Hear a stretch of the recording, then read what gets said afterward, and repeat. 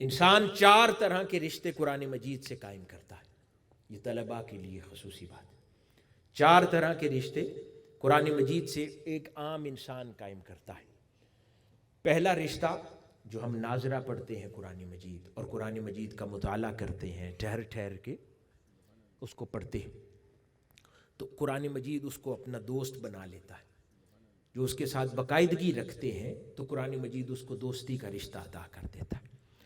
پھر دوسرا رشتہ یہ ہے کہ جب آگے بڑھ کر ہم قرآن مجید کا بغور مطالعہ کرتے ہیں، یعنی قرآن مجید کو پھر ترجمے سے پڑھتے ہیں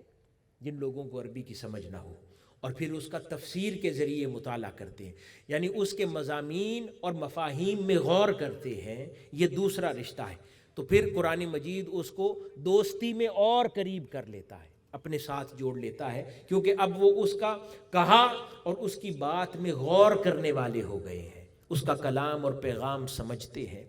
پھر تیسرا درجہ آتا ہے کہ جو کچھ وہ سمجھے ہیں قرآن سے اپنی زندگی میں داخل کر لیتے ہیں، یعنی علم پر عمل کرنے لگ جاتے ہیں۔ تو در حقیقت یہ تیسرا اور سب سے اہم درجہ ہے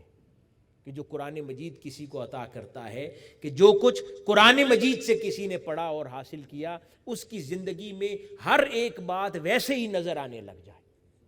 تو وہ تیسرا اور سب سے اہم رشتہ ہو جاتا ہے۔ اور چوتھا رشتہ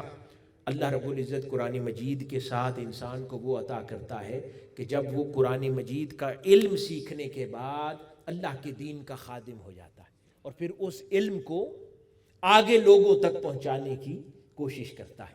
جب ان جامعات میں آپ تشریف لاتے ہیں تو اللہ پاک ان چاروں رشتوں سے آپ کو گزارتا ہے۔ اب یہ ہم پر منحصر ہے کہ ہم لوگ پہلے رشتے پر رک جاتے ہیں، دوسرے رشتے پر رکتے ہیں، تیسرے رشتے تک پہنچ پاتے ہیں، یا پھر بڑھ کر چوتھے رشتے تک بھی چلے جاتے ہیں۔ ہم لوگ دوسرے رشتے کے بعد سیدھا چوتھے رشتے کی چھلانگ لگاتے ہیں کہ ہم نے قرآن کے مفاہیم سمجھے اور اس کے بعد لوگوں تک اس کا پیغام پہنچانا شروع کر دیا، لیکن ہماری زندگی میں قرآن مجید نظر نہیں آتا، قرآن مجید کے احکامات نظر نہیں آتے، ہماری زندگی یکسر جدا ہوتی ہے قرآن مجید کے پیغام سے، اور وہ شخصیت میں واضح طور پر نظر آتی ہے۔